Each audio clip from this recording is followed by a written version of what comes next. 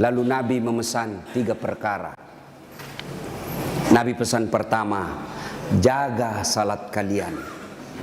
Nabi tidak bilang jaga pangkatmu, jaga rukomu, jaga hartamu.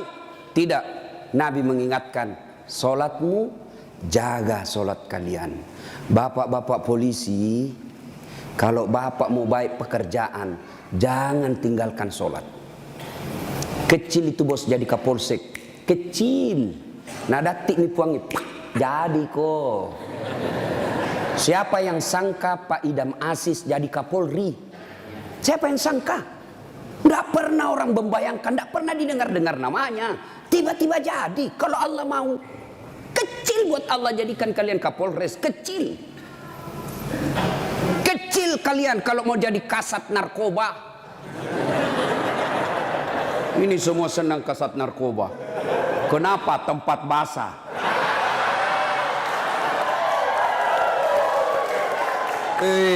Hati-hati Pak Polisi. Di tempat basah lah itu orang tenggelam. Tidak ada orang tenggelam kalau kering. Siapa suruh kau bilang gas-gas? Gas memang. Kita sudah tanda tangan MOU toh. Pak, kecil, sholat ki Pak. Kecil bapak punya bahagia. Ustadz, kenapa itu kasihan istriku nangomel aja nak kerja.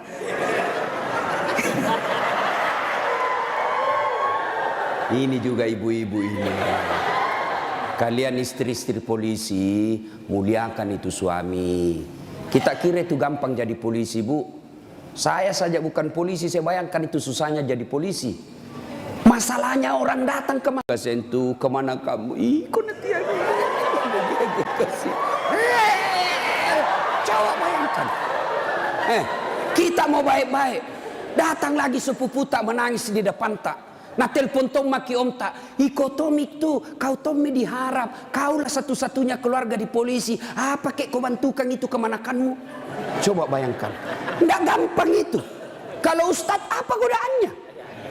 Apa godaannya Ustadz? Kemana-mana pakai gamis. Nggak ada perempuan mau dekat sama kita. Nah bacakan kau Yasin jauh-jauh kok. Tapi kalau polisi Pak, godaannya banyak. Banyak betul godaannya itu polisi. Masalahnya orang datang. Datang pula istri. Apa kek kok kipas Pak? Tak kalai ada apa kek situ.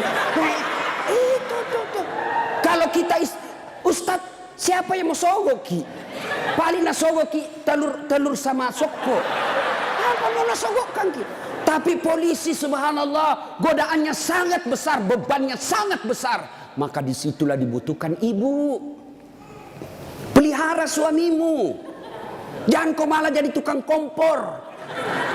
Apa kek masa kita sudah 17 tahun menikah tidak pernah tongko beli gelang. Itu saja baru polisi baru 3 tahun suaminya gelangnya kayak pelik sepeda. Betul dia baru 3 tahun tapi dia sudah jual sawah warisan. Jangan. Bu, sayangi itu suamimu kasihan. Jangan kau dorong dia masuk neraka. Ya. Coba kalau ibu-ibu tidak beristri polisi, ibu ndak jadi ndak jadi bayangkari. Karena ibu bayangkari, wah luar biasa mobil polisi dia pakai piarisan. Iya toh? Iya Bu. Makanya syukuri. Coba kalau ibu ndak nikah sama ibu bapak-bapak polisi, ibu bukan bayangkari, gasturi. Gadis tua Republik Indonesia. Maka bersyukur ya. Pak, jaga sholat Pak. Saya kasih contoh ya, saya kasih contoh. Kan ada komandan tak toh? Ada Kapolres. Kira-kira kalau Kapolres panggil ajudan bagaimana hebatnya? Ajudan, itu ajudan biar lagi baring-baring di kursi makan cang goreng. Ajudan, siapa? Biar itu ada cang goreng. Perintah komandan. Iya toh? Iya. Iya.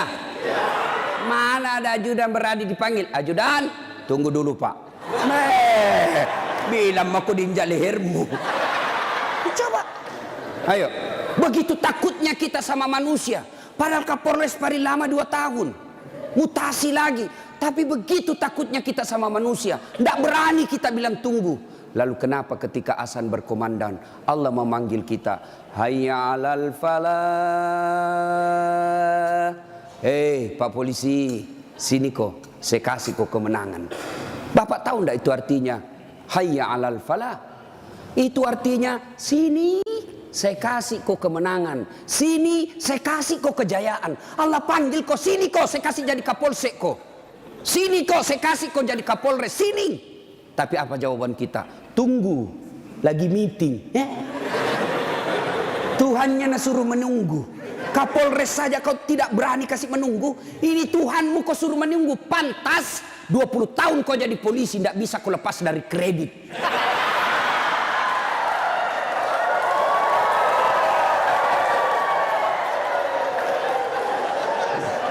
Gas memang. Makanya, bagaimana hidupmu mau baik bos jadi polisi?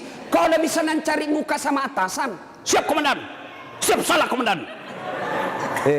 Bapak kerja sama manusia, 10 nasuruh ki kerja. Nih kerja ini 10, 9 yang cocok, 1 salah, yang salah na persoalkan. Bodoh memang kau ini. Coba, nah lupa itu 9 yang cocok, padahal 9 yang betul, 1 di kodosa. Nah, bodoh memang kau ini. Nggak ada. Itulah manusia. Kalian capek cari kelakuan baik. Jangan kau terlalu mencari muka sama pimpinanmu. Yuk kerja saja dengan baik sebagai polisi. Ada tupoksimu, ada ini kasat ini, jelas pekerjaannya. Kerja itu dengan baik, perbaiki sholatmu, Allah yang angkat derajatmu. Tapi kau siapa? Nah bilang ada di Jakarta, cemen lu men. Ayo, serius Pak. Baiki saja sholat. Kecil Pak. Bapak kan punya jalan jadi Kapolsek. Bapak punya jalan untuk jadi Kapolres. Kenapa? Bapak polisi, memang ada jalannya. Yang tidak bisa ada jalannya, saya jadi Kapolres. Tidak ada itu. Tidak ada jalannya itu bos. Ayo, yang tidak ada saja jalannya Allah kasih. Saya ulang, yang tidak ada saja jalannya Allah kasih. Apalagi memang ada jalannya. Apa maksudnya? Pak, bisa ndak perempuan hamil tidak pernah disentuh laki-laki? Itu ndak ada jalannya menurut ilmu kedokteran. Ndak mungkin. Tapi kalau Allah yang mau jadi Siti Maryam, wanita suci, tidak pernah disentuh laki-laki, hamil melahirkan Isa alaihi salam. Tuh Siti Maryam. Cuma sekarang banyak tahu perempuan mau ingin Siti Maryam. Hamil tidak ada suaminya. Usut punya usut, ternyata selingkuh sama polisi.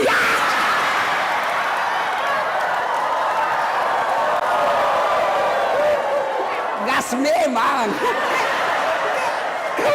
Kau bilang gas. Coba, makanya ku gas. Kasihan ini perempuan kau kasih begitu. Dia mau melapor ke polsek, temanmu itu datang pati melapor. Datang melapor malah dikasih takut-takut. Kau dapat pasalan pencemaran nama baik ini paling. Ayo. Pak, Bapak mau baik, perbaiki saja sholat. Saya kasih lagi contoh. Saya akrab sama Kapolres. Saya datang di Sidrap.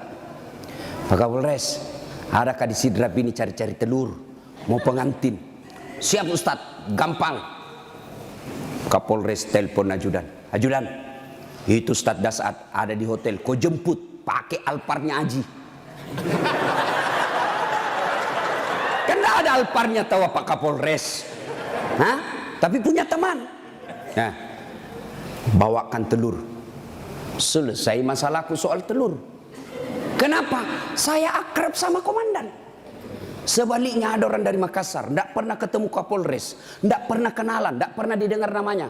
Assalamualaikum Kapolres. Saya ada di Sidrap ini, saya cari-cari telur, pinjam dulu mobil tak Pak. Siapa nak telepon Kapolres? Kapolsek, tangkap itu.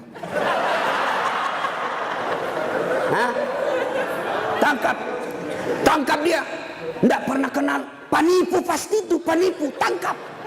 Begitu juga Bapak. Tidak pernah sholat, sholatnya hanya hari Jumat, itu pun paling terlambat datang, paling cepat pulang. Orang khutbah dia tidur, pas bangun kamat dia bilang, aliran apa ini masih tidak ada khutbahnya. Bukan aliran apa, kau matiin dulu kok. Ayo, tiba-tiba dimutasi, tidak ada tempatnya yang bagus-bagus, stres. Jadi berdoa, ya Allah, capek mak ini jadi polisi Tuhan. Kenapa hidupku tambah susah Tuhan? Nah bilang Tuhan, malaikat, karena dia sudah capek jadi ke polisi, sekali cabut nyawanya. Makanya Pak, yuk perbaiki sholat Pak. Apa alasanmu tidak mau sholat? Bilang kok apa? Bilangnya apa alasanmu? Si Geaki. Apa? Hah? Tidak ada kecuali malas. Dalam Islam ada boleh beberapa orang boleh tidak dosa ketika dia sholat. Satu, belum balik. Kalau ada bapak-bapak polisi di sini merasa belum pernah mimpi basah, belum pakai balik itu. Atau ibu-ibu poluan tidak pernah haid, kau masih balita itu. Ya. Yang kedua, siapa boleh tidak sholat? Hilang ingatan alias gila. Kenapa tidak sholat? Saya gila Pak. Yang penting Bapak yakin gila, boleh tidak sholat. Tapi tidak mungkin Bapak jadi polisi kalau Bapak gila. Yang ketiga, boleh tidak sholat dalam tekanan. Zaman Belanda diancam kepala tak. Jangan sholat. Kalau kau sholat saya kasih pecah kepalamu. Boleh tidak sholat orang begitu. Lain itu apa Pak? Bapak ngandangani unjuk rasa. Boleh Bapak sip-sipan sholat. Tidak bisa tinggalkan tempat. Sholat khauf namanya. Sholat dalam keadaan perang. Bagaimana caranya? Bapak berenam, polisi bertugas. Maka bagi tiga lapis, 3 rakaat, tiga saf. Saf pertama 2 orang, saf kedua 3 orang atau 4 orang. Maka saf pertama diselesaikan dulu sholatnya 1 rakaat. Yang di belakang jaga senjata. Begini dia. Selesai ini yang saf pertama 1 rakaat, maka saf kedua lagi yang selesaikan sholatnya, saf pertama lagi yang siaga-siaga senjata. Boleh Pak. Tidak bisa ditinggalkan tempat Ustaz. Kita tayamum darurat. Boleh Bapak. Kalau pergi ambil air 1 kilo, bahaya ini keadaan. Bapak tayamum di situ. Tidak usah buka sepatu. Boleh. Bagaimana caranya? Letakkan telapak tangan di pasir. Sudah itu tepuk. Karena kalau kau tidak tepuk ada pasir, kau gosok matamu. Tidak jadi kesembahyang. Itu gunanya. Selesai. Agapi. Tidak ada alasan. Maka Bapak sholat. Maulid kali ini, yang tadinya masih malas sholat, perbaiki sholat Pak. Kecil buat Bapak, Allah kasih kita. Kecil Pak. Kecil sekali. Ini perkara dunia. Allah cukup mengucapkan kum. Itu saja itu disebut kun fayakun. Jadi. Nagati lipuangnya. Jadi. Coba. Maka Bapak Ibu, Ibu Bapak ini perbaiki saja sholat. Bapak-bapak punya anak, tidak perlu di sekolah jauh-jauh ke luar negeri. Kontrol saja sholatnya. Baik sholatnya, insya Allah anakmu akan bahagia. Satu. 2. Kata Nabi, jaga perempuan di antara kalian. Nabi lagi tidak bilang jaga tetanggamu. Ini bapak-bapak juga banyak kalau sama tetangganya sopan. Assalamualaikum Ibu.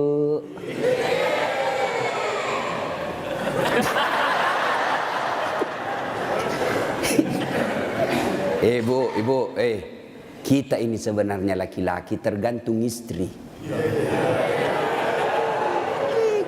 Kalau istri kita baik, sopan bicara, tidak mungkinlah kita macam-macam. Datang mama tak kau hormati, datang saudara tak kau muliakan, pasti kita berpikir, baik sekali istriku ini. Belum tentu saya dapat perempuan lebih baik dari ini. Ya sudahlah, saya sabar saja menghadapi ini. Tapi kau suka kau ngomel, malas, datang mertuamu tidak pernah enak mukamu. Baru 1 jam duduk kau bilang kapan pergi pulang mak. Datang mertua laki-lakimu langsung kau bilang kasihan mbokmu. Datang lagi bapakmu bawa beras 50 kilo, pulang nanti 1 juta. Ada begitu istri tak pak? Itu yang membuat hidup tak sial. Betul pak. Kalau ada istri bapak yang tidak tahu menghormati orang tua tak, itu yang membuat hidupmu sial. Maka nasihati itu istri baik-baik. Ini juga ibu-ibu, hargai itu suami. Ya, untung ibu punya suami, punya anaknya orang. Coba terima beres. Hei, serius kah ini? Datang itu mertua kita hormati, muliakan. Coba, ada kadang-kala ibu-ibu curhat sama saya, Ustaz, kenapa itu suamiku lebih sayang, kasihan satu rumah kak sama mertua perempuanku. Kenapa ini kasihan nih suamiku, sayangnya sama mamanya saya tidak. Saya bilang, sadar kok ibu, mamanya orang itu, bukan selingkuhannya, bukan istri kedua. Kalau istri kedua boleh kau bilang begitu, bersaing kok. Tapi ini mamanya, dari rahimnya itu, keluar dari perutnya, dia yang didik dia yang kasih jadi polisi, dia yang biaya, kau terima beres. Sadar, mestinya kalau begitu suamimu, kau bersyukur. Ya Allah, baik betul ini suamiku. Mudah-mudahan nanti anakku seperti suamiku, tetap sayang sama saya meskipun saya sudah tua. Dengar itu.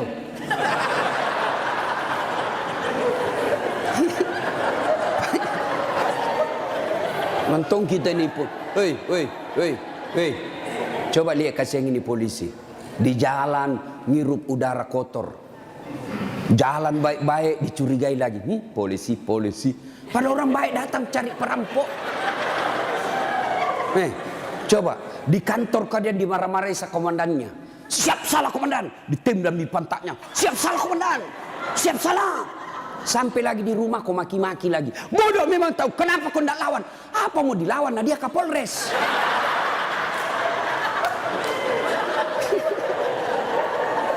Iya toh. Ini kasih muka-muka susah semua ini kasih ini polisi. Coba lihat. Enak tong itu kalau pulang suamimu kau sayang-sayangi. Kau masakan kesenangannya. Tidak bisa tiap bulan, sekali seminggu lah. Ya.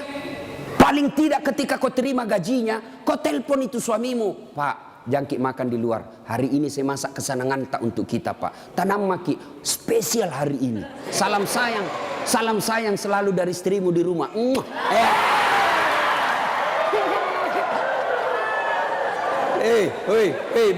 Bu. Itu suami polisi kalau dapat SMS begitu, nah kasih lihat langsung Satpol PP. Satpol PP polisi setengah. Nah, ada di sini.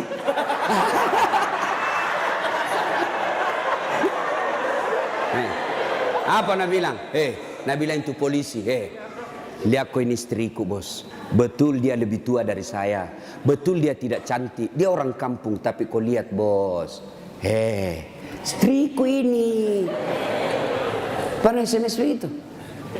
Paling kita SMS, Pak, jangan lupa singgah beli gas.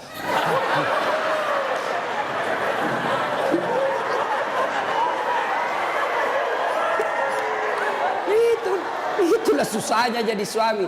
Tapi bapak juga kalau disuruh singgah beli gas, jangan sok-sok gengsi. Jangan gengsi. Kan biasa kita laki-laki, saya polisi, saya ajun komisaris, saya ini pangkat tinggi, masa beli gas? Kenapa nih? Ayo, Pak, kecil itu. Coba, untung bukan kita yang hamil. Mau kita tukar? Kita yang hamil, istri tak beli kompor gas. Mau kita tukar kira-kira itu. Repotnya itu perempuan hamil, jalan saja setengah mati, 9 bulan itu kasihan. Melok ni masuk. Coba itu perempuan kalau hamil, duduk aja setengah mati, harus pakai standar samping. Lama itu, mapangujud tuh kasih kalau melek tudang. Coba kalau bapak, langsung saja begini, selesai. Maka ketika yang begitu, bapak ikhlas saja, itulah pengabdian kita kepada istri. Ya, tenang. Itu Nabi Pak 11 istrinya. Tapi tidak pernah ada istrinya mengatakan menyesal saya nikah sama kau Muhammad. Bapak satu menderita lahir batin. Itu Nabi Pak, Nabi kalau minum sama istrinya, dia kasih begini, minum, kasih lagi istrinya, satu teguk, kasih lagi istrinya. Begitu romantisnya Nabi. Dan hebatnya itu, kalau Aisyah minum di sini bibirnya, itu cari Nabi. Coba Pak Kasat begitu. Minum bekas bibirnya istri. Bau mulutmu.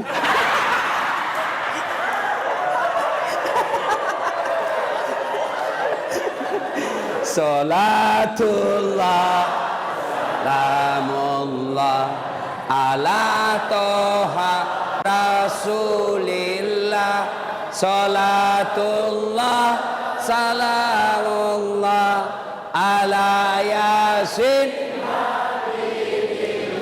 Satu, jaga solatmu. Dua, jaga perempuan di antara kalian. Maka bapak-bapak polisi jaga istri. Itu kewajiban bapak.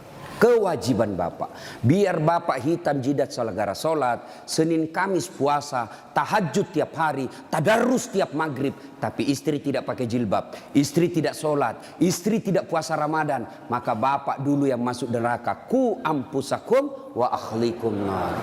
Itu makanya bapak didik istri. Bagaimana cara didik istri? Karena kita tidak punya waktu yang banyak. Lebih banyak di jalan, kasihan. Bagaimana cara didik istri? Arahkan dia pergi majelis. Itu ada pengajian dek, kau pergi di sana. Bagaimana lagi caranya? Paling gampang, bapak tidur peluk-peluk dia. Baru putarkan ceramahnya Dasat Latif. Judulnya apa? Kewajiban istri kepada suami. Sayang ke nonton kita. Langsung enak bapak. Karena kalau bapak nasihati istri tidak masuk di akalnya. Tidak masuk. Iya kan? Karena bapak lebih sering tipu istri daripada. Bagaimana dia percaya? Kita juga ibu bagaimana tidak ditipu Ki. Karena suka Ki marah-marah. Jujur Ki. Marah kok ya lebih baik dibohongi kok supaya senang perasaanmu. Kenapa kau bohong? Selama ini kau bohong. Ku sayang kau, tidak mau kau luka perasaan. Kau bohongi kau. Sekarang kau tahu ya itu takdir burukmu. Kan kita terpojok Ki jadi bohong Maki. Sama saya ada temanku SD, masih selalu kena telepon sampai sekarang. Cinta-cinta monyet dulu di kampung. Setelah saya lihat banyak viral, tambah populer Ki Ladase. Itu di Makassar gitu nama aku Dasat Latif. Kalau di kampung Ladase.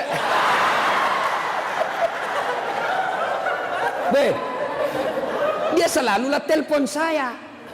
Nggak enak kan? Nah tahu istriku, bagi perasaannya istri saya hormati sekali istri saya. Saya terima. Nggak enak. Saya blokir. Nah bilang Kak nanti sombong. Terpaksa ku tulis di situ HP-ku namanya penjual batu bata. Jangan kau shooting ibu, nanti sampai sama istriku. Bunyi itu telepon. Nah lihat istriku, Ustaz, ada panggilan tak? Dari siapa sayang? Penjual batu bata. Wah.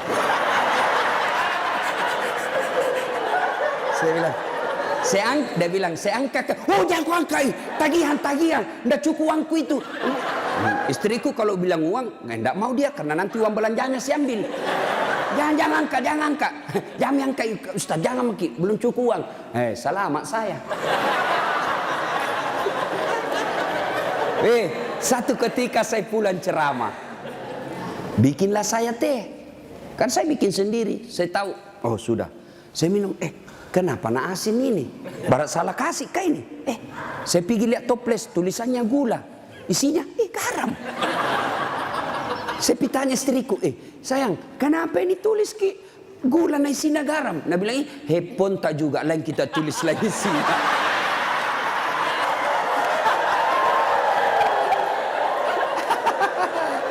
Ibu, sudah tahu rumusnya toh? Pak, jaga istri kalian, jaga. Gimana caranya? Ajari terus, nasihati terus, nasihati terus. Tapi bapak tidak mungkin bisa didengar istri kalau bapak saja kelakuannya tidak baik. Tidak mungkin. Maka untuk menjadi baik kepada istri, bapak dulu yang harus bagus. Bapak dulu yang kasih contoh sholat 5 waktu.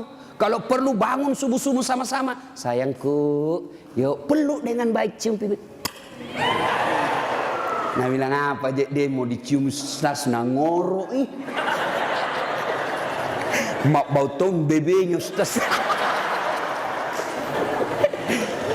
Pak, kalau perlu bapak angkat itu istri.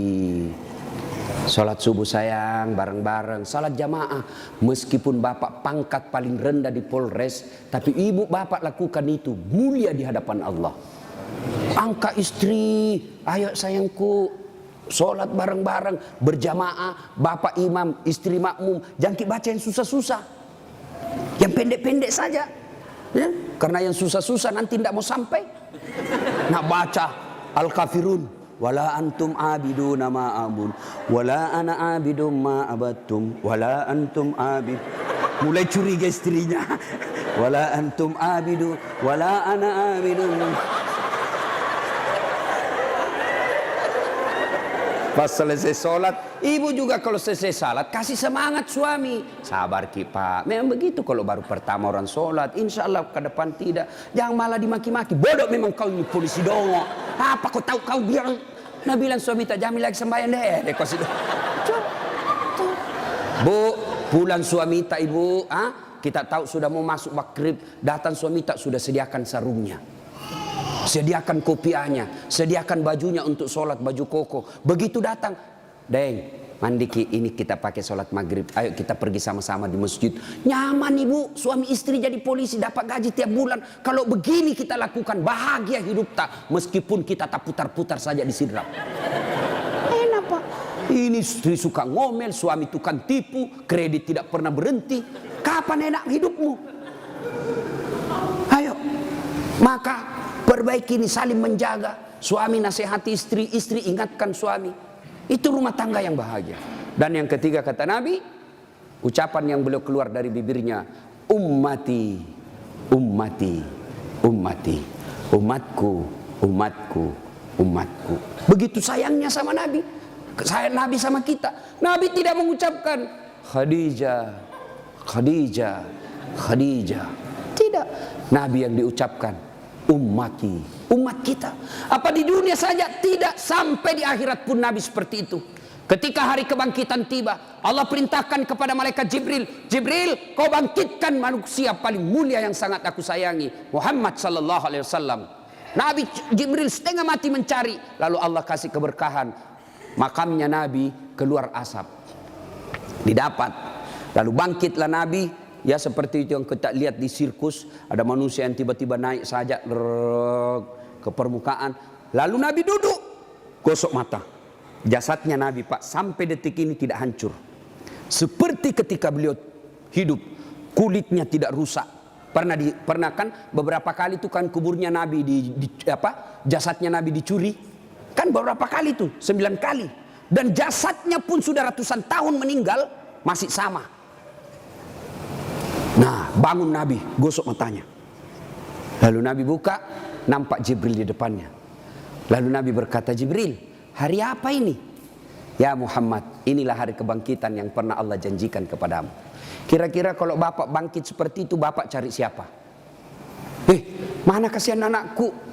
Oh, mana itu istriku yang baik sekali? Apa Nabi cari keluarganya? Tidak. Nabi tidak berkata, mana bapakku, rindu saya mau melihat bapak saya yang tidak pernah saya lihat wajahnya. Tidak. Siapa yang Nabi cari? Aina ummati. Jibril, mana umatku? Kita yang dicari Nabi pak. Bayangkan, begitu cintanya Nabi kita. Nabi cinta di dunia sampai di akhirat. Nah sekarang, bagaimana kecintaan kita kepada Nabi? Kalau sahabat luar biasa cintanya kepada Nabi. Nabi sakit ujung akhir hidup beliau. Nabi datang ke masjid sholat subuh.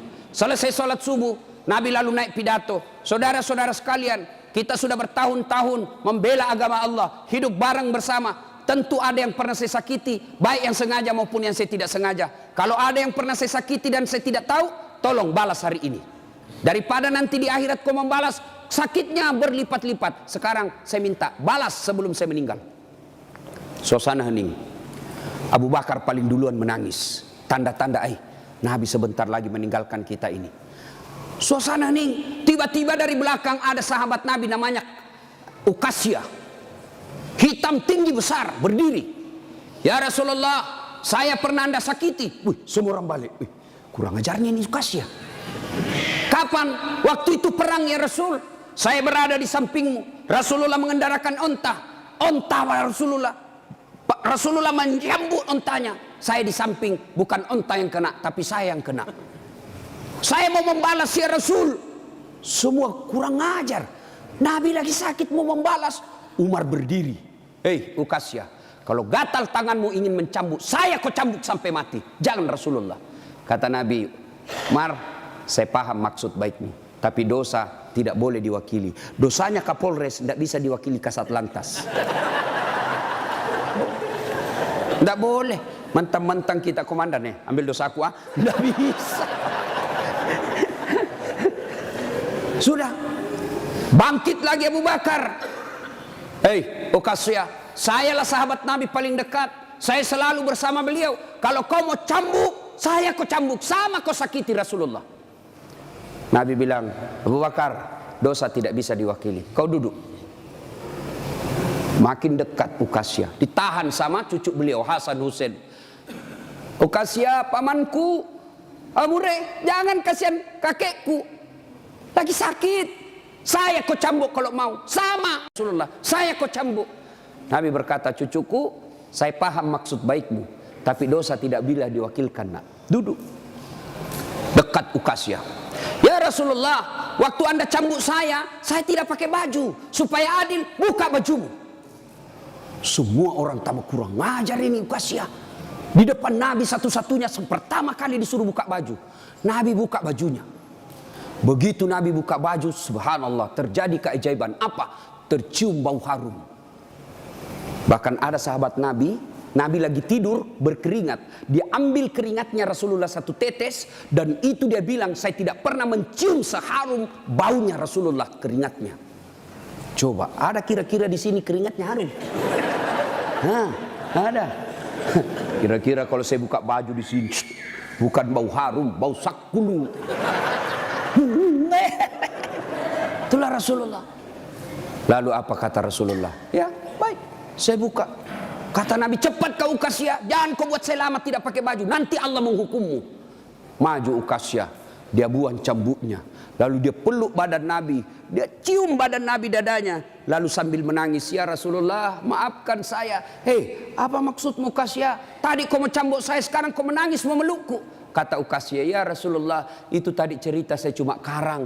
Itu cari cerita saya cuma buat-buat. Kenapa? Saya tahu sebentar lagi Rasulullah meninggalkan kami. Ingin rasanya kulitku yang hina ini bersentuhan dengan kulitmu ya Rasulullah. Karena saya tahu tidak mungkin saya bisa lagi menyentuhnya tanpa saya akali seperti ini. Ya Rasulullah, mau sekali nih kulitku yang hina menyentuh kulitmu yang mulia. Pun kalau saya nanti masuk surga belum tentu sama kita punya kelas. Saya ingin menyentuhmu ya Rasulullah. Saya ingin merapatkan badanku dengan kulitmu yang mulia ini ya Rasulullah.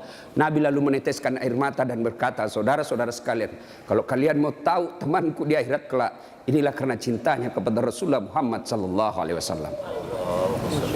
Rasulullah luar biasa cintanya kepada kita.